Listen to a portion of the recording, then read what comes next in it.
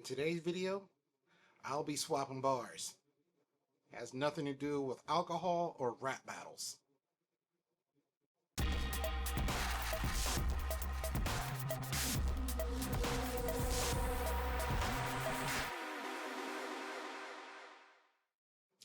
What's up, everybody? I'm Randy. Of course, you're watching the 5.5 Garage, and today we'll be talking about sway bars and endlinks, why I'm upgrading the one on my Mazdaspeed 3, and why you should think about replacing your endlinks as well. If this is the first time you've ever watched a video on this channel, first of all, I'd like to say welcome and thank you for watching. But if you're an OG, if you have been watching me from day one, if you have been following the channel, and you should be following the channel, you have seen my car have a bit of a metamorphosis as I took it from its stock form from when I got it to where it sits now. Now, I've done various modifications to the engine. I just upgraded the suspension, and one of the things I really want to work on is the handling aspect. Now, most people like to mod their car and add in more power, and there's nothing wrong with that. But I also like to spend my time in the twisties. So one of the things I would like to kind of focus on since I've done the suspension upgrade is to work on the rest of the handling package. And today I have decided to add a rear sway bar. Adding a rear sway bar is a popular mod. A lot of people like to perform to their cars when they begin tuning their handling. It's a fairly easy process to remove the old bar and install the new one. And for a lot of people, it's the first mod that they make to their suspension before they add coilovers or anything else. In a previous video, I added a coilover suspension from Raceworks, and I'm now starting to kind of zero in on the handling aspects of the car. I was able to lower the car, which lowers the center of gravity, and that has started helping the car handle better. But there's still some things I kind of want to tweak. One of them is turn-in. I do autocross with this car a little bit, and in its stock form, it's pretty balanced, but I would like just to have just a little bit more rotation on entry, and that's where this rear sway bar is going to help. I figured I would dive in a little bit and explain what a sway bar is, what it does, and how this upgraded sway bar I'm adding today is going to help my car in the handling department. I thought I would give you guys a little bit of background of what a rear sway bar is and what it does. Now, it can be referred to by multiple terms. Sometimes they're referred to as an anti-roll bar, sometimes referred to as a stabilizer bar as well. All those things are the same thing as a sway bar. Now, if you haven't seen sway bar before, I will post a picture somewhere over here. But basically, the sway bar is attached to the chassis of the car, and then it is connected to the left and right suspension via endlinks. And what that allows it to do is it can pivot up and down with the up and down movement of the suspension, but what it tries to resist is the side to side motion, which is commonly referred to as body roll. So think of it like this. If you hit a bump and both tires hit it evenly, the bar will pivot up and down like the suspension motion of the shocks. But if you hit that same bump with the left wheel going up, the bar then forces the right wheel down, and it tries to keep the suspension even. To kind of illustrate that, I'm going to use this pencil. And the way that the roll bar will work is, if you were to hit a bump with both wheels and it was even, the bar would move up and down with the suspension. But if you were to go over an uneven surface, when this wheel rises, it will force this wheel down. And what it's trying to do is keep the body roll contained to a minimum, and it's trying to make the car remain as even as possible. Most modern cars come with a front sway bar and a rear sway bar. And what those two bars do dictate how the car handles. Now, for most stock applications and for cars that you buy, the front roll bar will be larger in size than the rear roll bar. And what that does, it introduces a little bit of understeer. And the thinking behind that from the manufacturer's perspective is a car that understeers is a little bit easier to control. In the case of the Mazdaspeed 3, the front sway bar and the rear sway bar are of the same size. And that is said to give the car a very neutral handling characteristic. If you were wondering about the sway bar sizes for the second generation Mazda 3 platform, They are as follows. On the regular Mazda 3, the front sway bar is a 21 millimeter and the rear is a 20 millimeter. The Mazdaspeed 3, both front and rear are 26 millimeter. A popular mod that a lot of the Mazda 3 guys like to do is to remove their stock 20 millimeter rear sway bar and replace it with a 26 millimeter Mazdaspeed 3 rear sway bar. Now, one of the problems that they run into is adding that bigger rear sway bar to their car creates an oversteer condition. With that setup, you will get what's called lift oversteer, and that is when you come off of the gas and you start shifting the weight to the front of the car. That bigger rear sway bar has a tendency to make the rear end want to step out sideways, and that can cause you to lose control and end up in a spin. One of the ways Mazda 3 guys can help cure that oversteer problem is to add a bigger front sway bar and try to get it to match as close to the rear sway bar as possible to try to balance out the handling characteristics. So now you're probably wondering, Randy, if you can create an oversteer condition by adding a bigger rear sway bar to your car, and your car already has neutral handling, why are you upgrading? That's a good question. As I alluded to earlier, I autocross this car sometimes, and I am looking to find a way just to slightly tweak the car, just because I am a bit of a nerd and I like tweaking and playing with this car a lot. So I want to add a bigger rear sway bar to see how that changes the handling characteristics. The sway bar I'll be adding to the rear of my Mazdaspeed 3 is this one. It's from James Barone Racing. It's the Tru-Torsion 125, and the difference between this and the stock sway bar is you actually have 3 levels of adjustment.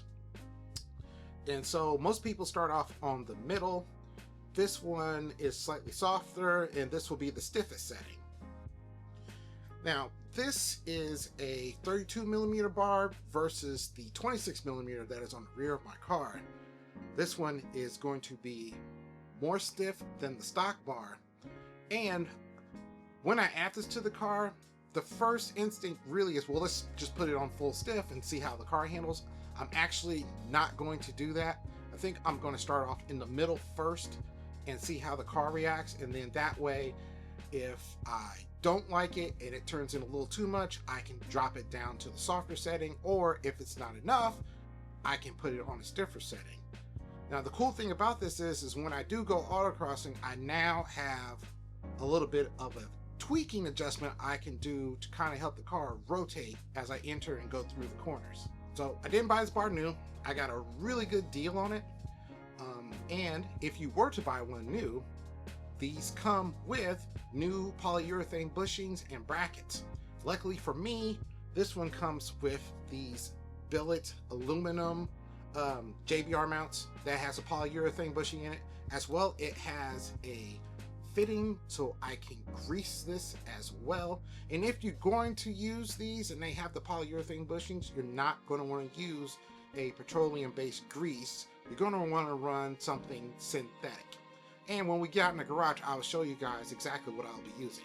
If you saw my suspension installation video, in that video I had to remove my endlinks in order to rotate the bar out of the way so I could finish installing the suspension. Well, after that video was done and I put my car back together and I was driving around for a day, I noticed a clunking sound coming from the rear end, and come to find out that my endlinks are shot. So since I'll be underneath the car installing a new sway bar, I decided to go ahead and install a new set of endlinks. And if you're wondering what one of those looks like, this is the rear sway bar endlink. This is not a factory endlink. This is made by Moog. It's from their Problem Solver series, and this one is specific for the Mazdaspeed 3. Now, one of the reasons I decided to go with these over stock is these actually have a little hole port right here, so you can screw in a Zerk fitting when you're done, and you can grease these. So I wanted to give these a shot. The OEMs are probably a little bit easier to put on the car, but a couple of people recommended these and they said that they are still on the same set. Well, I've talked to some other people and they have snapped a couple, so I'm going to install these. I'm going to grease them up, and keep them maintained, and I will let you guys know how I get along with these. So the installation process is pretty straightforward. I'm just going to jack the car up, remove the stock sway bar and the stock end links, bolt the new sway bar into place, install my new end links, grease everything, and then I should be able to just drop my car down and take it for a ride. Now, one thing you need to keep in mind when you work on suspension components, sway bar, etc., is that the suspension needs to be done loaded. So what I'm going to do is I'm going to get my car up, I'm going to put it on ramps, and then that way I can keep the suspension loaded as I'm installing this, saving myself a step. Now that all that information is out of the way, I'm going to change my clothes, and I will see you guys out in the garage.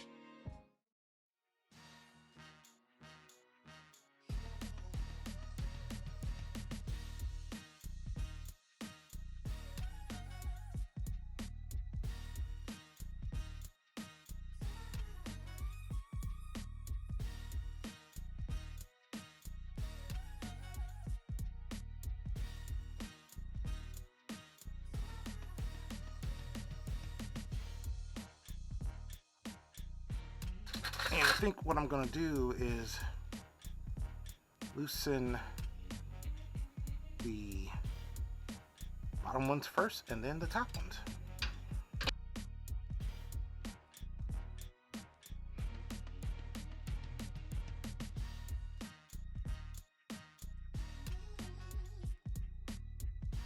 Now that I got those loose, I'm going to try out a new tool.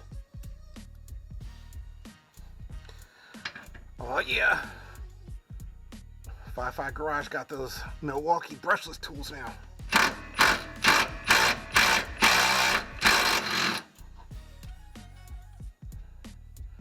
Man, you want to talk about making short work or something.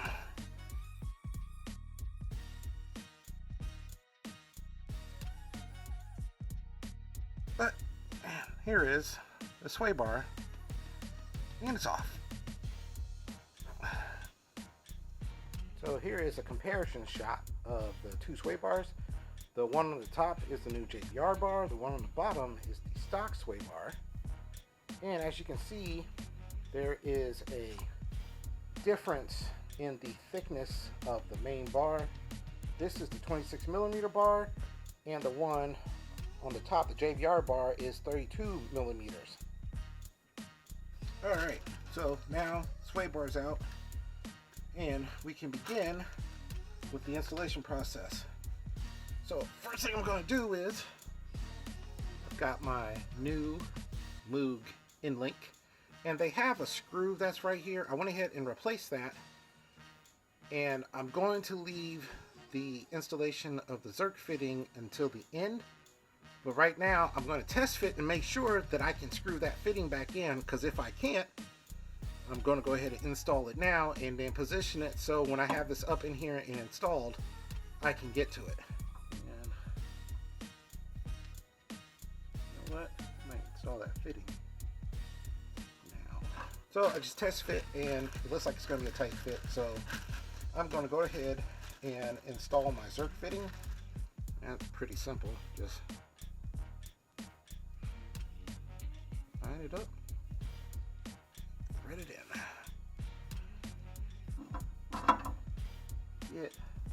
I should be able to get a line on it. And for those of you wondering, this is a 15 millimeter bolt.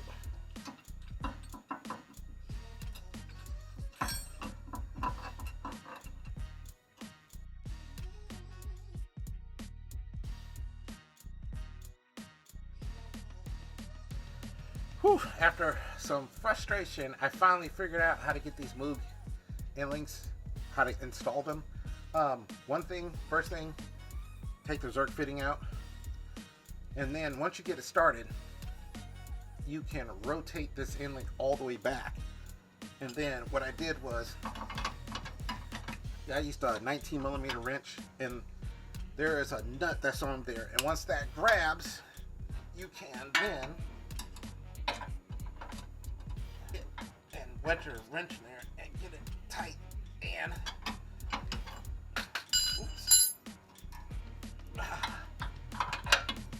you want to torque this down, this upper nut, to 40 foot-pounds, which I definitely got. So now that I got this end link installed, I can go ahead and put my Zerk fitting back in. Okay, that way I can still reach it to put my grease gun fitting on, so I can fill these with grease. And one thing I did notice about these was they come with some grease, but you will have to grease them once you're done. They're not packed fully with grease. So, other than that, installing these Moog endlinks, it's a little, I say, more frustrating, I would say, than stock. But since you can jam a wrench in from the bottom, especially when there's, like me, you're lowered a little bit and there's not a lot of clearance between this lower control arm and this upper control arm mount, they are slightly easier to install. So I'm going to go ahead and do the other side, and then we will pick this up when I'm ready to install the roll bar. Now that I have my endlinks installed, the next thing that needs to be done is they need to be greased. Now they have a little bit of grease in them, but it is advised to go ahead and apply some more grease. So I'm going to do that now before I install the sway bar. Now, as you know, they have a hole fit in here. There's also one that is in behind on this lower end link joint, but it is not threaded. So I am going to run a tap through and get some threads in that so I can screw in the Zerk fitting, and then I will put grease in everything.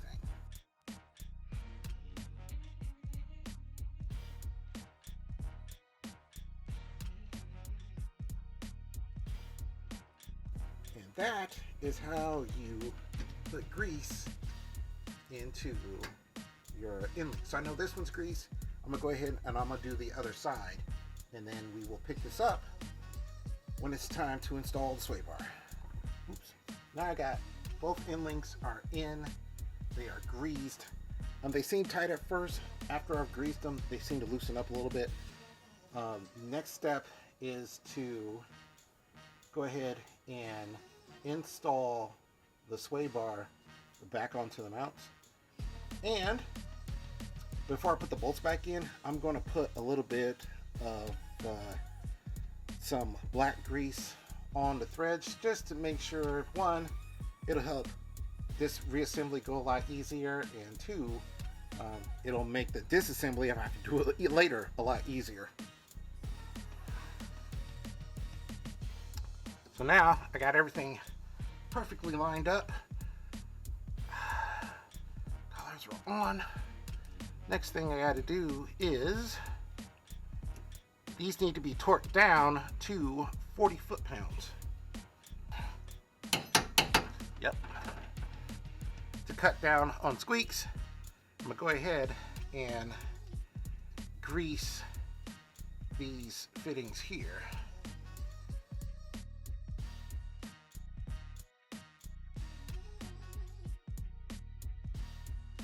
The absolute final step in this installation is I need to torque down these 19s to about, let's say, about 70 foot-pounds. That's 70.